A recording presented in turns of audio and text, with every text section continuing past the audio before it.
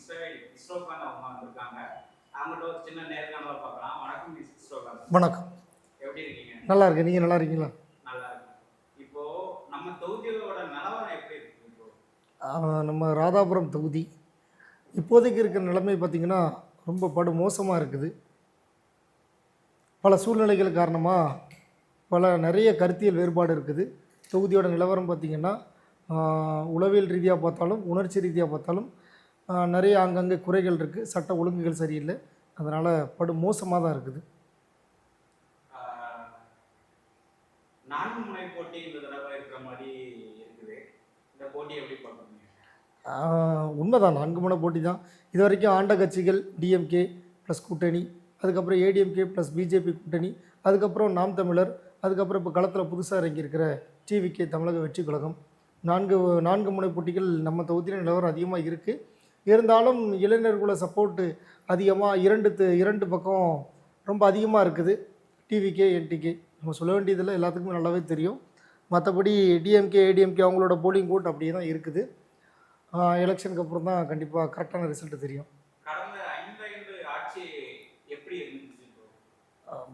கடந்த 5 ஆண்டு ஆட்சி என்ன ஓப்பனாக சொல்ல போனால் ரொம்ப படு மோசமாக தான் இருந்துச்சு. சொல்லிக்கிற அளவுக்கு பெரிய திட்டங்கள் ஒன்றும் ராதாபுரம் தொகுதியில் செயல்படுத்தப்படலை. தமிழகத்தை ஃபுல்லாக சொல்லலைன்னா ராதாபுரம் தொகுதியை சொல்கிறேன். பெரிய அளவு திட்டங்கள் மக்களுக்கு பயனுள்ள திட்டங்களாக இல்லை. 605 கோடி செலவில் தாமிரபரணி நாயகன் மதிப்புக்குரிய ஐயா அப்பா அவர்கள், தமிழ்நாடு சபாநாயகர், நம்ம சிட்டிங் எம்எல்ஏ ராதாபுரத்தில் எல்லாத்துக்குமே நல்லா தெரியும். அவங்க தான் 605 கோடி மதிப்பில் தாமிரபரணி தண்ணி எல்லார் வீட்டுக்கும் கொண்டு வந்தாங்க. அந்த தண்ணி முறைப்படியாக எல்லார் வீட்டுக்கும் வந்திருக்கான்னு கேட்டால் எல்லார் வீட்டுக்கும் வரல. பைப்லைன் ஒரு சில இடங்களில் வரல. எல்லார் வீட்டுக்கும் எல்லா நாட்களும் தண்ணியும் கிடைக்க போகிறதில்ல. அதோட உதாரணம் தான் நிறைய சாலை மறியல் போராட்டங்கள், தண்ணீர் கூடத்தோடு வெற்றி கூடத்தோடு வச்சு போராட்டங்கள்லாம் நிறைய இடத்துல நடத்துனாங்க. நம்ம வள்ளியூர் சுற்றி கூட நிறைய போராட்டங்கள் நடத்துனாங்க. இப்போ ரீசெண்டாக தான் நடத்துனாங்க. அதுபோக நல்லா பார்த்திங்கன்னா கல்குவாரிகள் சொல்ல வேண்டிய அவசியமே இல்லை. அங்கங்கே பெரு புள்ளிகள் கல்குவாரிகள் அங்கங்கே ஈர்க்கந்துறை, வேறு ராதாபுரம் சுற்றி சீலாத்திக்குளம், வைக்கண்டோன்பட்டி, நக்கநேரி இதெல்லாம் சுற்றி ஒரு 40 கல்குவாரிகள் இருக்குது. அதுபோக நிறைய இடங்கள் சங்கநேரி சொல்லலாம், நிறைய இடங்கள் கல்குவாரி இருக்குது. அதனை தாண்டி பனகுடியில் கஞ்சா அதிகமாக பக்கத்தில் இருக்குது. பனகுடி மட்டும் இல்லை, நம்ம ராதாபுரம் தொகுதி பக்கத்தில் உள்ள நாங்குநேரி தொகுதி எல்லா இடமே இப்போ கஞ்சா புழக்கங்கள் அதிகமாக இருக்குது. சட்ட ஒழுங்கு சீர்கேடு சரியே இல்லை. சட்ட ஒழுங்கு காவல்துறை இதனுடைய பொறுப்புலேருந்து கொஞ்சம் விலகி இருக்குன்னு நினைக்கிறேன். ஆக்ஷன் எடுக்க முடியலையான்னு தெரியல, இல்லைன்னா பெரிய அரசியல் கட்சியோட தலையீடு இருக்குதான்னு தெரியல. இருந்தாலும் ஆங்காங்கே நம்ம நியூஸ் பார்க்குறப்போ கொஞ்சம் வருத்தமாக தான் இருக்குது. அது போக வேறு வழக்கம் போல உள்ள சாலை வசதி பிரச்சனை, பஸ்ஸு பிரச்சனை, எல்லா பிரச்சனையும் இருந்துக்கிட்டே தான் இருக்குது. ஒரு தீர்வு இதுக்கான தீர்வு இன்னும் சரியாக கிடைக்கல. மக்களோட மனநிலை வருஷம் எப்போவுமே ஆண்ட கட்சிகளை தவிர ஏதாவது ஒரு புது கட்சி வராதா அப்படின்னு சொல்லி எதிர்பார்த்துக்கிட்டே இருக்காங்க. அதே மாதிரி இந்த களத்துலையும் எதிர்பார்த்துக்கிட்டே இருக்காங்க, ஏதாவது ஒரு புது கட்சி வராதா அப்படின்னு சொல்லி. இருந்தாலும் மக்களோட சாபக்கேடு என்னென்னு பார்த்தீங்கன்னா, எல்லாருமே இப்படி தான் எதிர்பார்ப்பாங்க. கடைசி நேரத்தில் பழைய கட்சிகள் தான் ஆளக்கூடிய சூழ்நிலை வரும். அது பண ஆதிக்கமா இல்லைன்னா மன ஆதிக்கமானுங்கிறது நமக்கு கரெக்டாக தெரியலை. களத்தில் நின்று பார்த்தா தான் தெரியும்.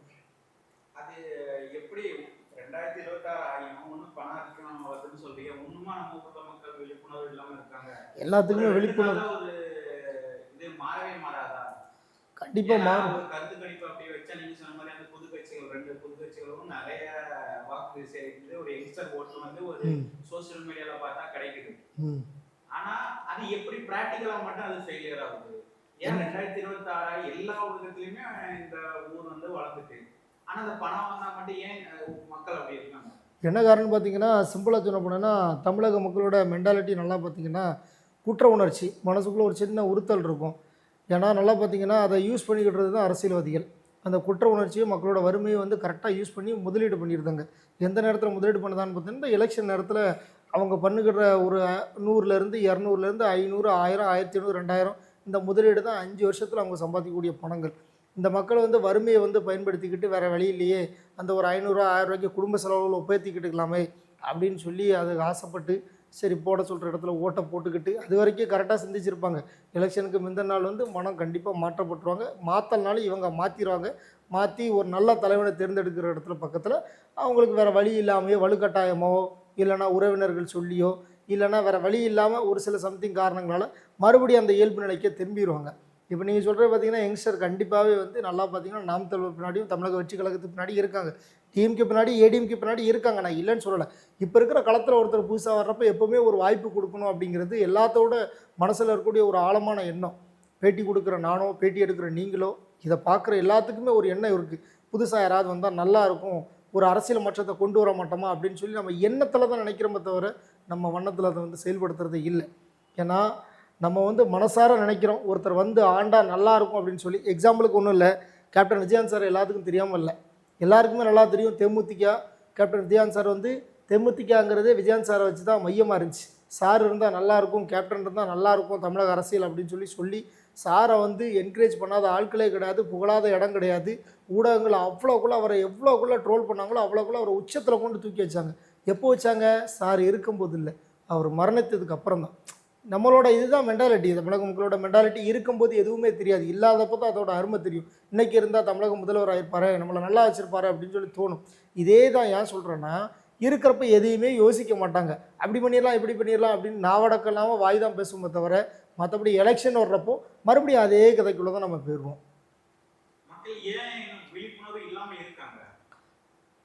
ஏன் விழிப்புணர்வு இல்லாமல் இருக்காங்கன்னு பார்த்தீங்கன்னா, இன்னும் அந்த ஆதிக்கம் இருந்துக்கிட்டே இருக்குது.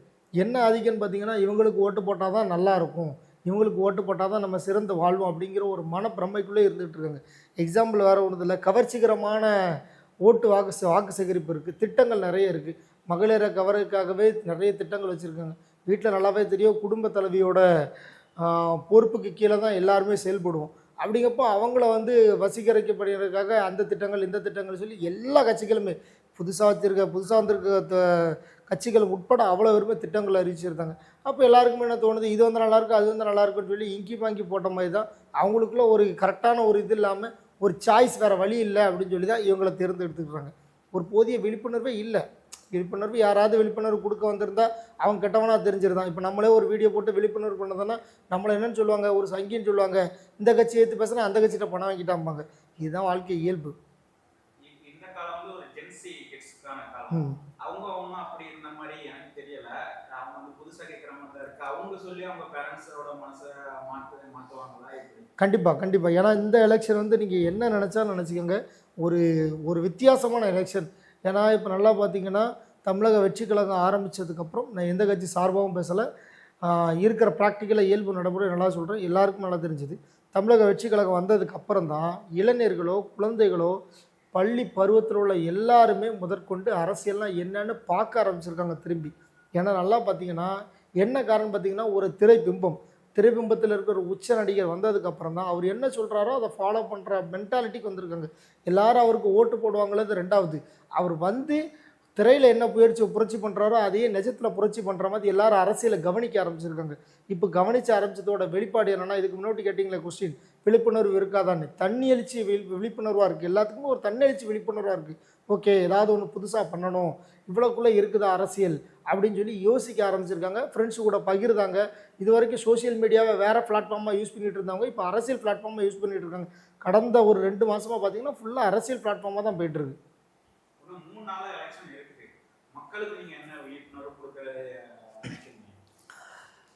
எல்லாருமே நல்லா தெரிஞ்சுக்காங்க. ராதாபுரம் தொகுதி மக்களே, தமிழக மக்கள் எல்லாருமே நல்லா தெரிஞ்சுக்காங்க. எல்லாருமே நல்லா புரிஞ்சுக்கிடக்கூடிய ஒரு விஷயம் என்னென்னா, இன்றைக்கி கிடக்கிற 500, 1000, 1500, 2000 தயவு செஞ்சு ஆசைப்படாதீங்க. இதுக்கு விலை போயிட்டீங்கன்னா 5 வருஷத்துக்கு நீங்கள் சிறையில் அடைக்கப்பட்ட கைவிலங்கு கைதிகள் தான். அதில் எந்த மாற்று கருத்தும் கிடையாது. ஓட்டளிக்கக்கூடியது உங்களுடைய உரிமை மட்டும் இல்லாமல் அதோட அத்தியாவசிய கடமை. அது உங்களோட விருப்பம் தான். நான் யார் மேலேயும் திணிக்க விரும்பலை. இந்த கட்சி ஓட்டு போடுங்க அந்த கட்சி ஓட்டு போடுன்னு சொல்லி நான் பிரச்சாரம் மேடையும் ஏறி பேச விரும்பலை. நான் மனசார சொல்லக்கூடியது என்னென்னா, நீங்கள் மனசார உணர்ந்துக்காங்க யார் வந்துக்கிட்டு இருக்கு. நீங்கள் ஆள்ற கட்சிக்கு வாய்ப்பு கொடுத்தாலும் சரி, ஆள போகிற கட்சிகளுக்கு வாய்ப்பு கொடுத்தாலும் சரி, நீங்கள் உங்கள் தொகுதியில் கோரிக்கைகளில் ஸ்ட்ராங்காக இருங்க. எனக்கு இது வேண்டாம், இது எனக்கு வேணும் அப்படின்னு சொல்லி நீங்கள் தான் ஸ்ட்ராங்காக இருக்கணும்.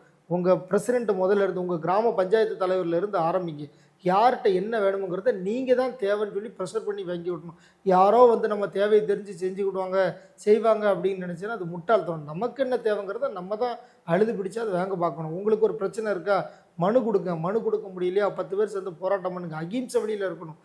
நம்ம வந்து அராஜகம் பண்ண விரும்பலை. அகிம்சை வழியில் போராட்டம் பண்ணுங்கள். நம்மளோட குறைகளை கஷ்டங்களை எடுத்து சொல்லுங்கள் அரசுக்கு. இப்போல்லாம் நம்ம தொகுதியில் கல்கோரி பிரச்சனை நிறைய இருந்துக்கிட்டு இருக்குது.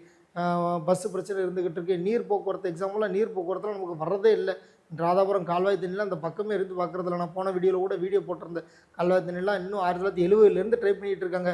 52 குளம் 22,000 ஏக்கர்லாம் சும்மா கிடந்துக்கிட்டு இருக்குது. தண்ணியே வரதில்லை. இந்த கோரிக்கையெல்லாம் நம்ம எப்படி நிறைவேற்றினா எல்லோரும் சேர்ந்து பாடுபடணும். விவசாயி மட்டும்தான் விவசாயத்தை கையில் எடுத்து அவன் அதுக்கு மட்டும்தான் பாடுபடுவான்னா விவசாயி மட்டும்தான் பாடுபடணும். பேனா பிடிச்சவங்களாம் நான் ஸ்கூலை பார்த்து காலேஜை பார்த்து ஆஃபீஸ் போயிடுவான்னு பார்த்தா அவன் போயிட்டே இருக்க வேண்டியதான். எல்லாரும் ஒரு பிரச்சனைக்கு எல்லாரும் சேர்ந்து போராடணும். விவசாயி இருந்தால் தான் எல்லாருமே சாப்பிட முடியும். அதுங்கிறது நல்லா தெரிஞ்சுக்கணும். சாப்பிடணும் பசிங்கிறது எல்லாத்துக்குமே காமனான ஒரு விஷயம். ராதாபுரம் வறண்டு போய் கிடக்கு. தண்ணி வேணும், எல்லாத்துக்கும் தண்ணி வேணும். இன்றைக்கி நம்ம பேனா பிடிச்சிட்டு ஐடென்டி கார்டை போட்டுட்டு ஃபேன் ஷர்ட் போட்டுட்டோன்னு நம்ம தலையெழுத்து மாறிட்டுங்கிற இடத்துல நம்ம அம்பாப்பா நம்ம சுற்றி இருக்கிறவங்களாம் எப்படி இருக்காங்க பாருங்கள். கிராமத்தில் நீ மட்டும் முன்னேறிட்டீங்கன்னா கிராமம் முன்னேறிட்டுன்னு அர்த்தமே கிடையாது. உங்கள் கிராமத்தில் 4 பேர் சேர்ந்து உங்க கூட இருக்கவங்க முன்னேறணும். கிராமம் முன்னேறணும்னு நினச்சோன்னா அத்தியாவசியம் எல்லாமே நமக்கு சேர்ந்து கிடைக்கணும். அத்தியாவசியம் கிடைக்கணும்னா நமக்கான தேவைகளை நம்மளே பூர்த்தி பண்ணுற அளவுக்கு தேவையான தலைவர்களை நம்ம தான் ஓட்டெடுத்து தேர்ந்தெடுக்கணும். இது நமக்கு தேவையான ஒரு முக்கியமான ஒரு விஷயம். நமக்கு 23ஆம் தேதி எலெக்ஷன் வரப்போகுது. உங்கள் மனசார நீ வேண்டிக்காங்க. யாருக்கு ஓட்டு போட்டணுங்கிறது உங்கள் உள்ளுணர்வுக்கு நல்லாவே தெரியும். ஐயோ இவன் ஓட்டு போட்டு அவன் ஜெயிக்க போகிறான், அவன் ஓட்டு போட்டு இவன் ஜெயிக்க போகிறான், நான் போடுற ஒத்த ஓட்டிலே அவன் ஜெயிக்க போகிறான். நான் கிடையாது. நீங்கள் போடுற ஒவ்வொரு ஓட்டுமே வேல்யூபிள். கோடி கணக்கில் கொடுத்தாலும் நீங்கள் ஓட்டை விலைக்கு வாங்கவே முடியாது. சும்மா 500,000 வாங்குறதுலாம் சும்மா போய் கணக்குங்க. அவங்க ஓட்டெலாம் விலையில்லாத ஒரு ஓட்டு. நீங்கள் கொடுக்குற ஓட்டு தான் அவங்கள வாழ வைக்க போகிற ஆட்சி முறை. நல்லா தெரிஞ்சுக்காங்க. அதனால் யார் சொல்கிறதுக்காகவோ பணத்துக்காகவோ தயவு செஞ்சு விலைக்கு போகாதீங்க. உங்கள் மனசுக்கு என்ன தெரியும், மனசாட்சிக்கு தெரியல, அந்த நபருக்கு ஓட்டு போடுங்க. ஓட்டு போட்டு தேர்ந்தெடுக்க வைங்க. நீங்கள் அன்னைக்கு தேர்ந்தெடுக்க போகிற ஆள் தான் 5 வருஷம் உங்களை காப்பாற்ற போகிறார். அதை மறந்துடாதீங்க.